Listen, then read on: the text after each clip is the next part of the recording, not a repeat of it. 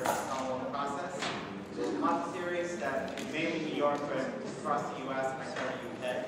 So my colleague and I, Allyson, Clare, and Marion, we decided to put a short concert together dedicating to Black History Month as best as we can.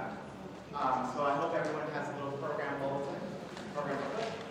So I'm going to start. This is actually my first, as a performer, it's my first performance in the organ in my concert.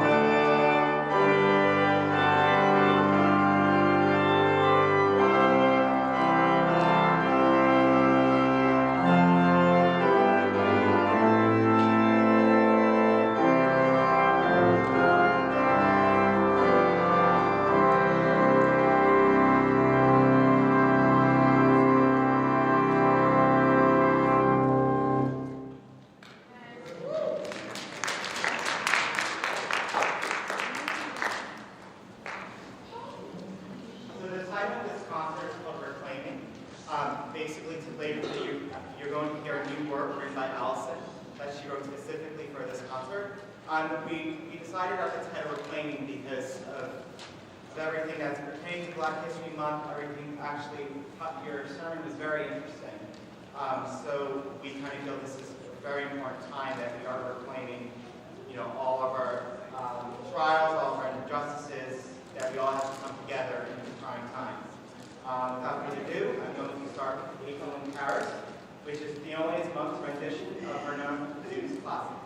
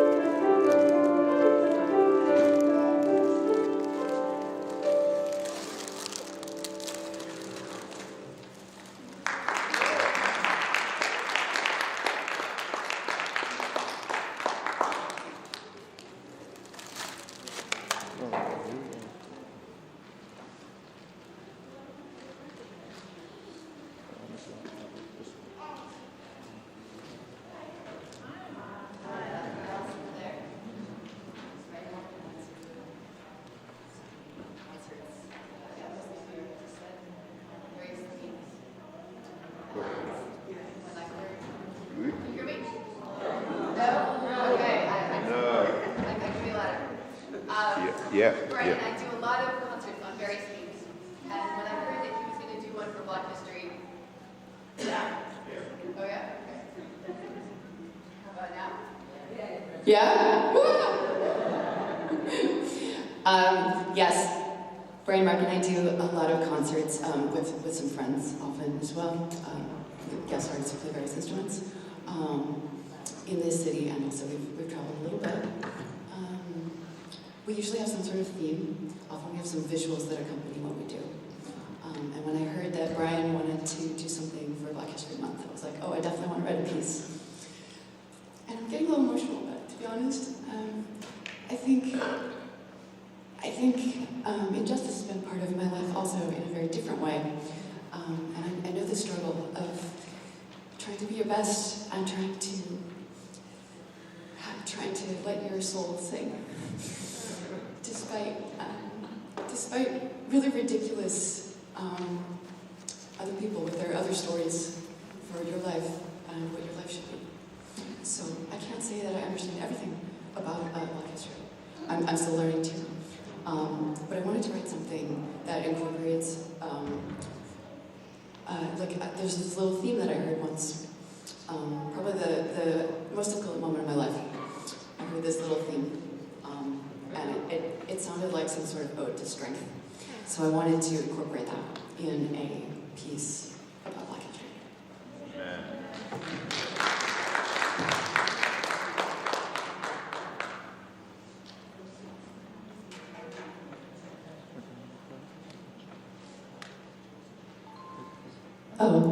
Hope you enjoy.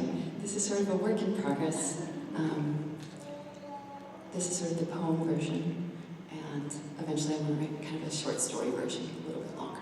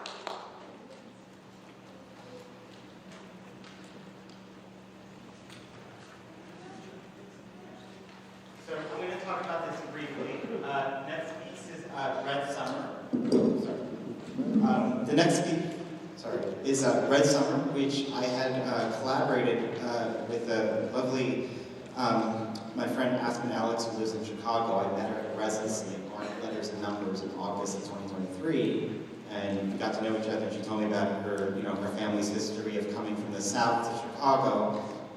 So she's a painter based in Chicago, and we talked about collaborating in 2024, which is why one Sunday I was in here in May, and Allyson and I went to Chicago, and we premiered this work, Red Summer, which is based on her painting, but it's also pertaining to the Chicago riots in 1919, which is a very important historical occurrence. And so what you're going to hear is the piece that I wrote for Aspen's work, also including slideshows, a lot from the sort of National Archives for what happened that summer, 1919 in Chicago, with pre-recorded narration by Michael Motley Jr. So I hope you enjoy the East Coast premiere of Red Summer.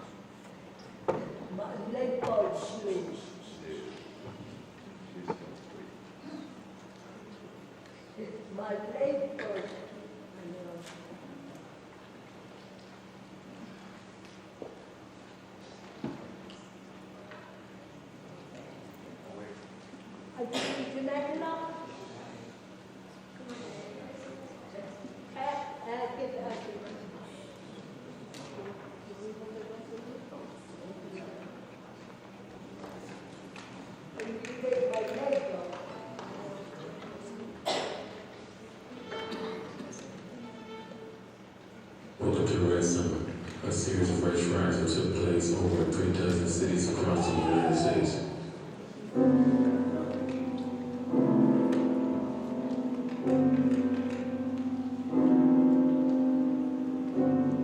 According to NAACP files, at least 38 large riots occurred over the course of 1919.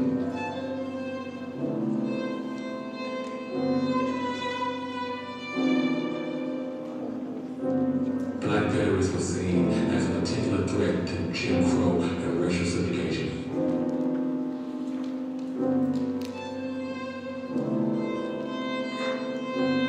They will not allow us to be educated. It steals from us. It cheats us out of our land. It cheats us out of our labor. It confiscates our savings. It reduces our wages.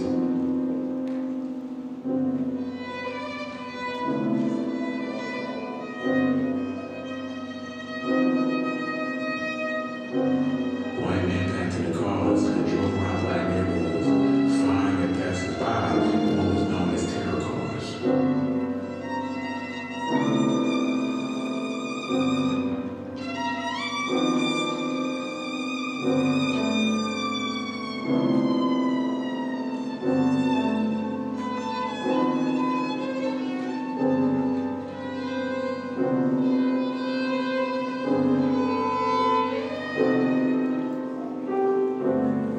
He ducked into his door entrance and watched as the servicemen attacked another black man, hoisted him up like a piece of meat, and then shot him as Winston watched.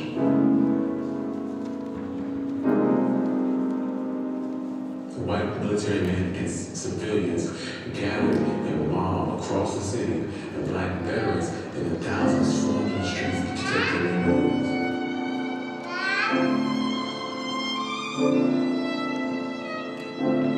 White soldiers hurled stones and bottles of glass. They also ripped the blacks off of streetcars and beat them in the streets.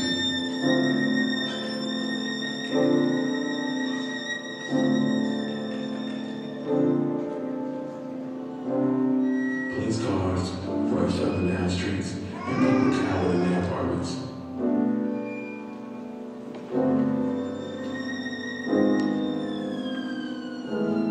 After 4 days of racist mob violence in Washington, D.C., an estimated 40 people were killed and hundreds were injured.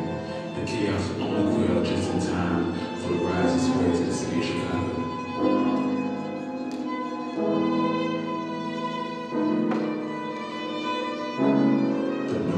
express all the social issues that face the nation, like the Chicago riot in 1919, but it's also the largest and the most serious, with a rioting lasting almost 13 days.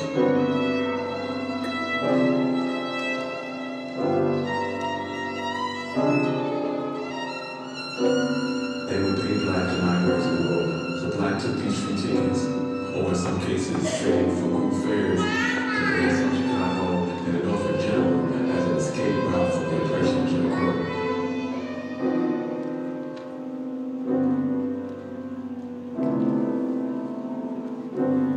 What seemed like the promised land was actually a fierce competition for jobs and housing.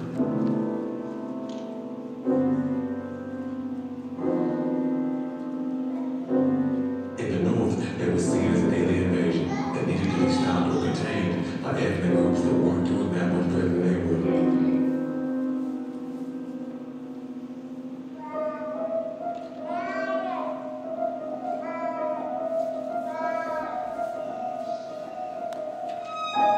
Blacks were confined to a small section of the west side of Chicago and a strip of neighborhoods on the south side that was called the Black Belt.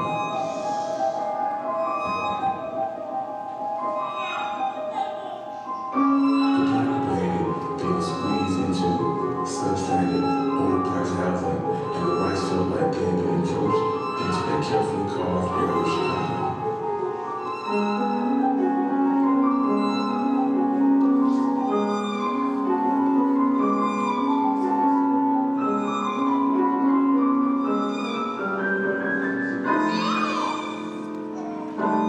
Charles and Lawrence Williams, Paul Williams, John Harris, and Eugene Williams decided to go to the beach. They didn't head to the Black Beach. Instead, they headed to a secret beach that they called the Hot and Cold.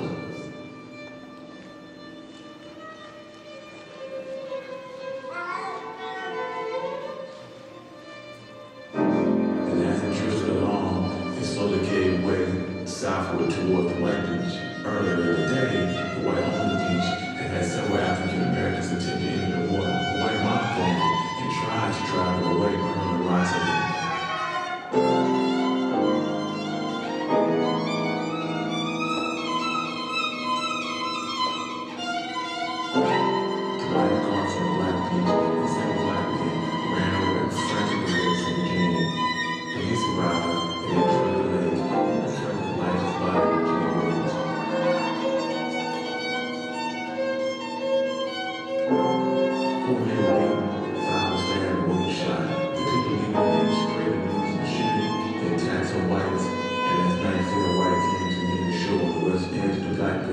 And began attacking black passengers like the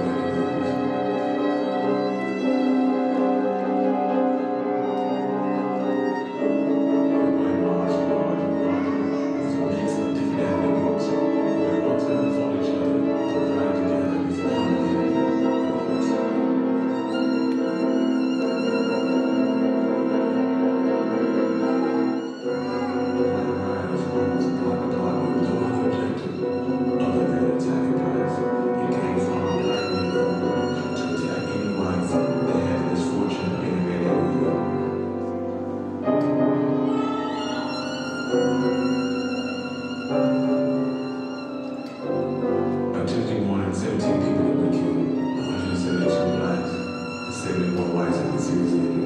Southside Chicago still right now, gunfire to the side.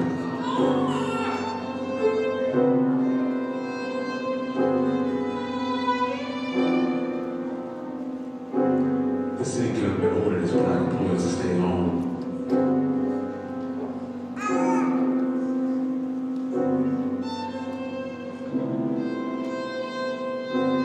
The thousands of black employees to the trolley were stopped from going into work because they didn't want to risk walking through white neighborhoods.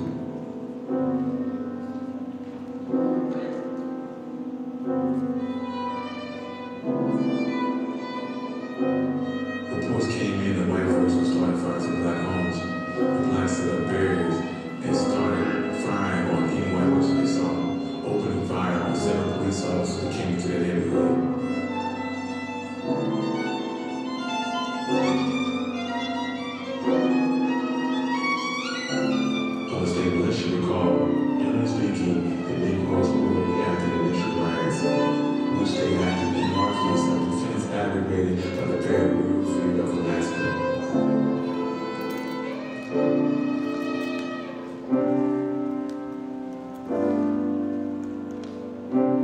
By the end of the riots, 537 people had been seriously wounded, 322 blacks, 178 whites, with 38 dead, and approximately 1,000 people lost their homes.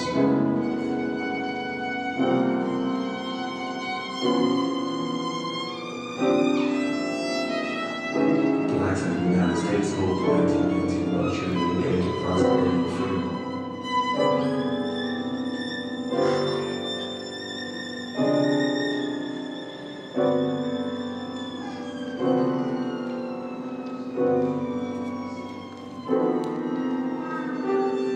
They thought that they were on the edge of being seen as equals and perpetrated and aggravated violence against them during 1919.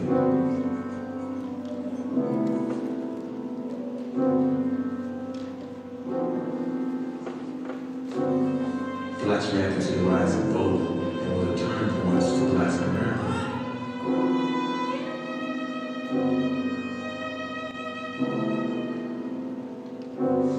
But they have yet to complete the conception of what they have awakened to.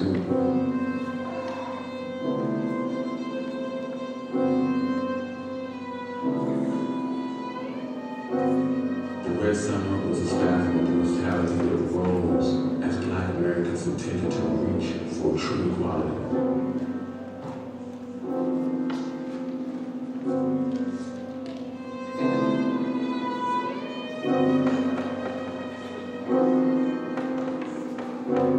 The Red Summer is a story of destruction, but also a story of beginnings, because it was the beginning of the freedom movement.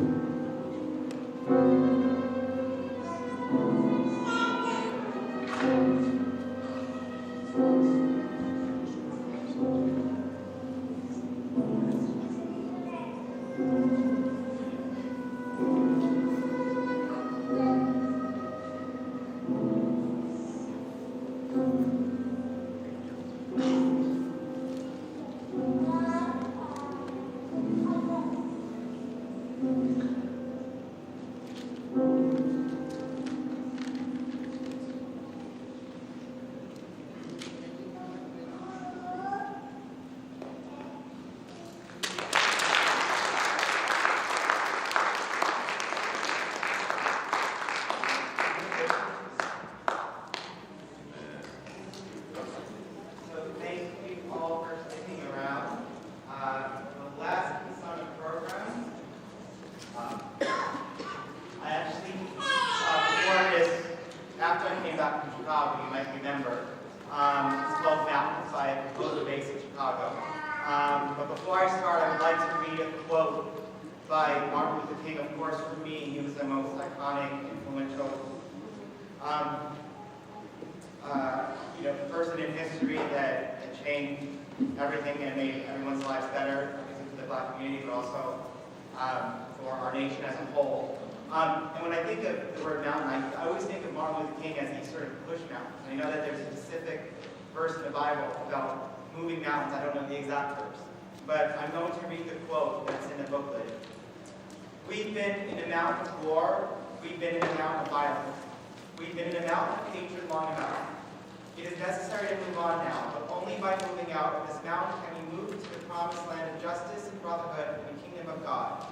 It all boils down to the fact that we must never allow ourselves to become satisfied with unattained goals. We must always maintain a kind of divine discontent. Amen. Also, like their piece, there is a climax at the end, but don't clap because there's still more.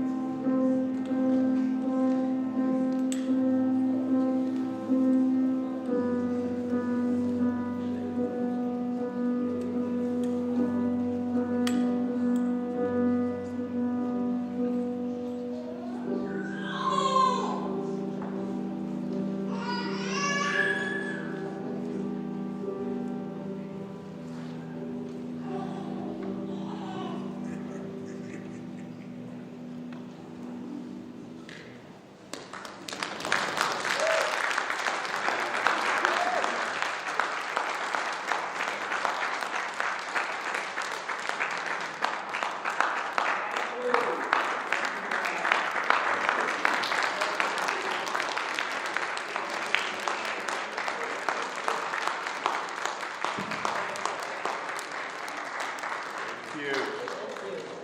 Thank you so much.